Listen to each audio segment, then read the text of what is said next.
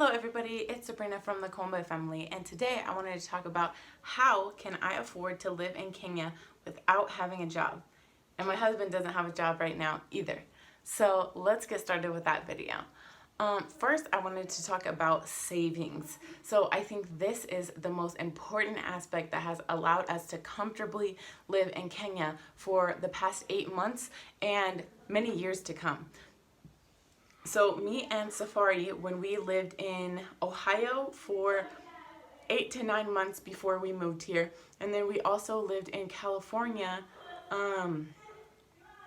a while before that, right? And so I was doing DoorDash in California and in Ohio, and I would take Safari with me most of the time. Sometimes she would stay with my mom or dad in California, but in Ohio she always went with me, and we were doing this for like at least 10 hours every single day, no day off. So she would have a phone and she would be able to watch videos or do schooling or different things like that. She was homeschooled, so she would have material that she would have to do on the computer. So we would do that in the morning or days that we didn't do DoorDash or whatever.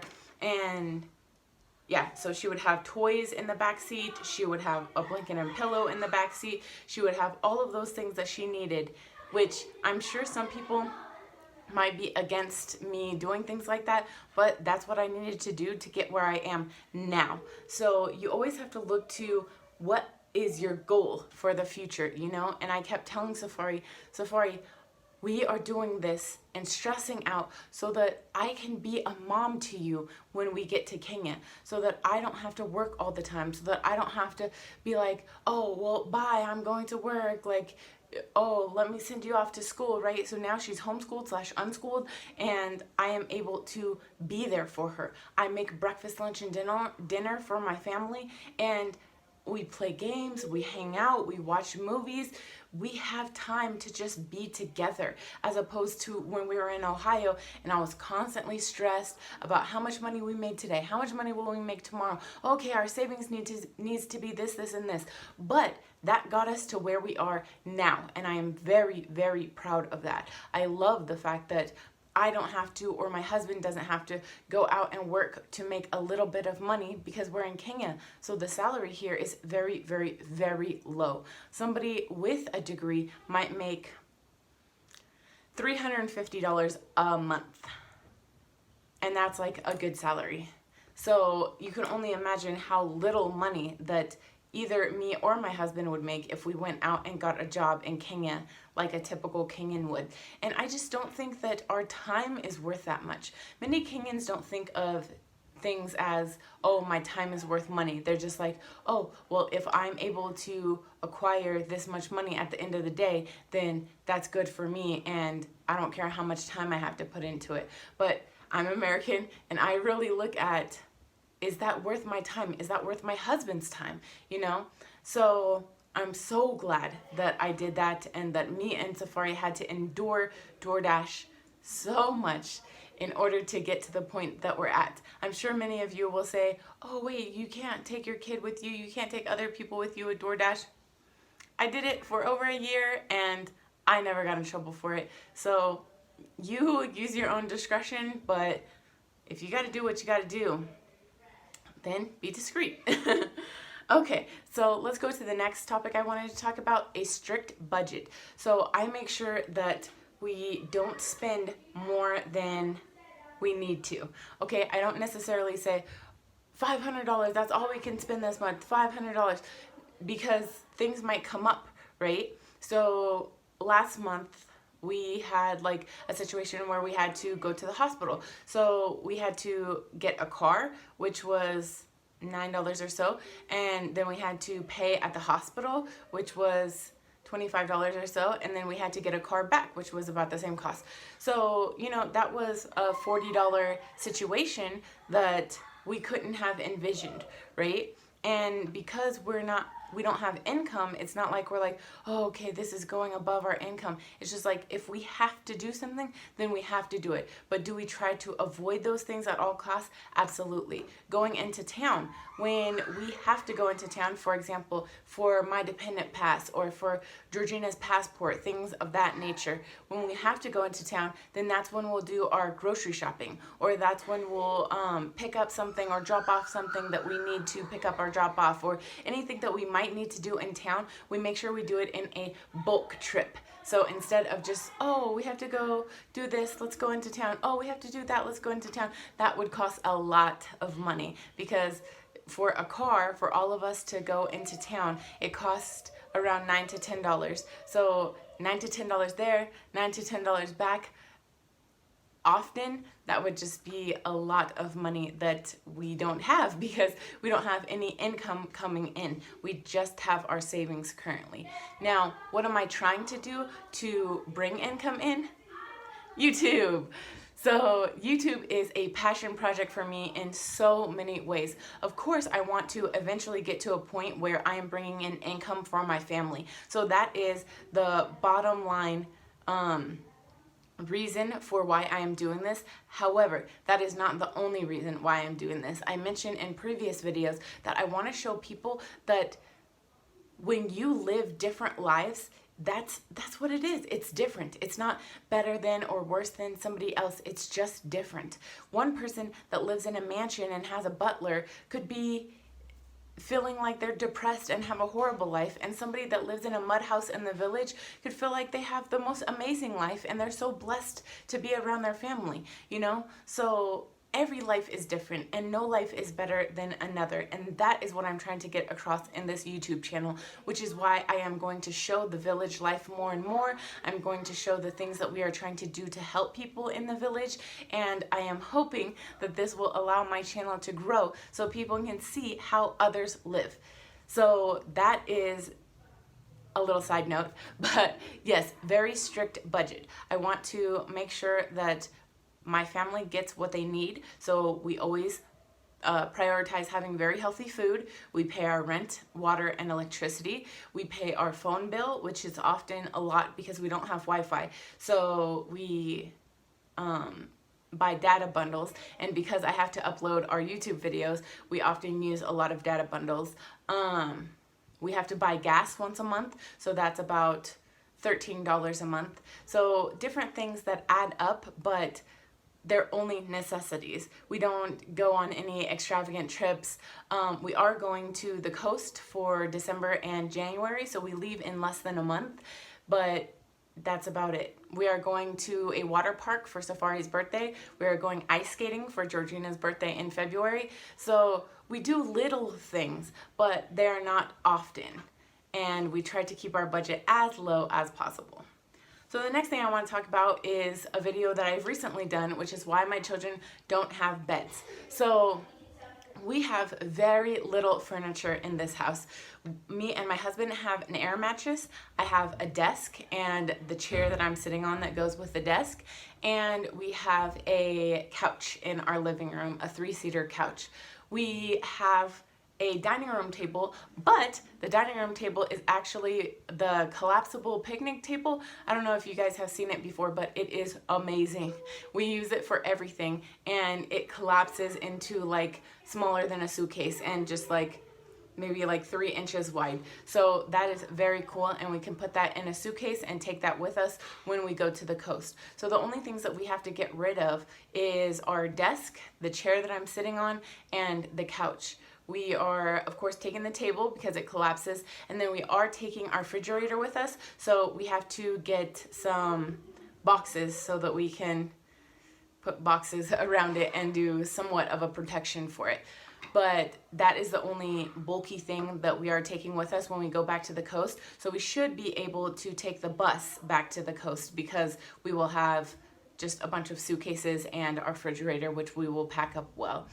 So that is why we don't have furniture, because we made the mistake, which I will get to our mistakes at the end of this video, but we made the mistake of buying furniture when we were at the village, and then we moved out here and couldn't bring that stuff with us.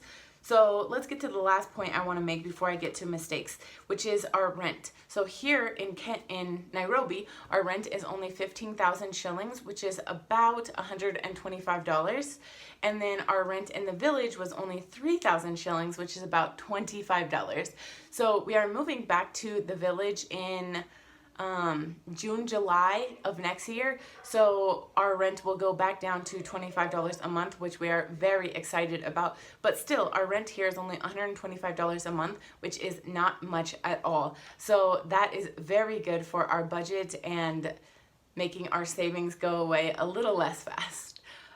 So let's go ahead and get on to the mistakes now. So the first mistake that I made when I came here, I want to preface this by saying I have seen many people that make videos about coming to Africa or even other countries that say you need to have some form of income before you move to a different country because your savings is going to go very fast and you will realize how fast it goes and blah, blah, blah. But I found that to be true, but not. I am very good at finances, so I made sure I had my stock savings, then I made sure I had my savings account savings, then I had my checking account savings, then I had cash savings.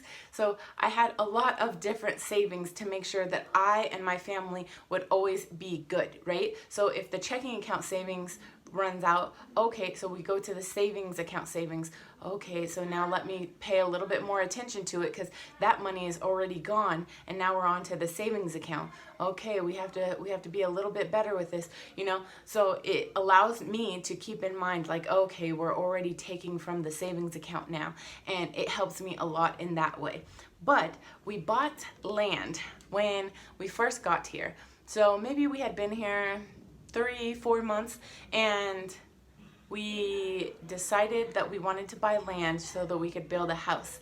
And I was very hesitant about this because it seemed like it was starting to become a lot more expensive than it had been portrayed to me initially. So the land ended up costing us $300,000, and we paid $300,000, and then we're supposed to pay another $300,000, which is about $2,500. So we were supposed to pay a total of $5,000, but then he told us the land was this big, and then the surveyor came and was like, oh, no, it's this big, you know, and then he told us it was a square shaped, and then the surveyor came and was like, no, it's like a hectagon shape. So it was just like a lot of things that added up that I was like, this is not okay. This is not what I want. If I'm paying for land, I want like what I want, you know, like I'm using my money. I'm using my family's money. I don't want something that's not ideal for us. So we backed out of that deal because he lied to us so much and have yet to receive our money back. So that's 300,000 shillings that are just out there, not in our hands, which really, really sucks. But if we don't get that by the time that we move back in June or July, then we will take him to court and get our money because it's absolutely ridiculous now. That'll be over a year that he's just had our money and done what he wanted with it. And my dad is so mad. And my dad is like, well, you should at least be getting interest from him so that he could think that he needs to pay you back quicker. And I was like, Dad, that's not how it works here. So yeah, it's just so frustrating that he could just have our money and be either spending it or used it all already and not be bothered with the fact that it's not his money. So we're working with that, and that was our first mistake. Our second mistake, like I said before, was buying furniture in the village when we weren't going to be there long. However, we didn't know that, right? So I tried to tell myself that we were going to be there for a long period of time, and some medical issues are the main catalysts of what caused us to move to Nairobi, along with the fact that I was teaching online and the electricity would go out for 8, 9, 12 hours at a time. So those two things made us move to Nairobi, but I thought that we would be there for a long time. So we bought a bed for us, and then we bought a bunk bed for our daughters, and then we ended up moving a month and a half after that. So we gave the bunk beds and mattresses, brand new, to Shaha's, they're playing in the living room, I'm sure you can hear them, to Shaha's mom because she raises Georgina's brother and little sister. So they sleep on the bunk bed, and then Shaha's mom sleeps on the big bed, and they have those in Shaha's mom's house. So not a total loss because it helped Shaha's mom out a lot, but it was still an unnecessary purchase. She already had a bed, not a great bed, but she already had a bed at her house, so it wasn't like we needed to buy her a bed or needed to buy us a bed because we were moving soon. But hindsight is 2020. And the last thing is not bringing enough medications when we initially moved here. So when we started, you guys could look at our medical experiences video and you can see that we had a lot of staph infection situations. I have experienced horrible UTIs and a few other things, food poisoning. And so because of those things, I realized that we need to have a serious first aid kit. You can also look back at our first aid kit videos. We have multiple different first aid kit videos. But I needed to feel secure in what I have to treat my family, because there are many things that we are comfortable using in America that you can't even get here. So I needed to make sure that I had all of those things readily available just in case any situation arises. I don't have to go to the clinic or to the hospital and feel uncomfortable there when I can know exactly what I need to treat myself, but it's just more difficult or impossible to get it here as opposed to America. So I researched and got so many different medications on Amazon and had my mom send them all to me so that I could be prepared for my family if anything medical arises. For example, we have activated charcoal for food poisoning or any stomach issues, which occur a lot, or just different. We have a million different types of Band-Aids. You could go to our first aid kit and see exactly what we have in there. But we have so many different medications so that I can feel comfortable treating myself and my family if anything happens to us medically. Do I have everything that I need? Am I ready for the apocalypse? I don't know. But I am getting better and better and better as different situations arise. So I think that's a plus. But yes, so this is why or how we are able to live comfortably in Kenya without me or my husband working. So we are definitely hoping that we make income from YouTube in the near future, but we are not stressed because we have had such a significant savings the year before we came here, so we are able to be with our family instead of worrying about going to a job and worrying about money and all of that. We are just able to be present with our children, and that means more to us than any money that we can get. So I hope you enjoyed this video. I would really love to hear your comments on if you think that you need to have some form of income before you go to another country, or if you think savings would suffice. What amount of savings do you think would suffice, and for how long? That would be really interesting to hear in the comments. So please remember to like, comment, share, and subscribe, and I'll see you in our next video. Bye!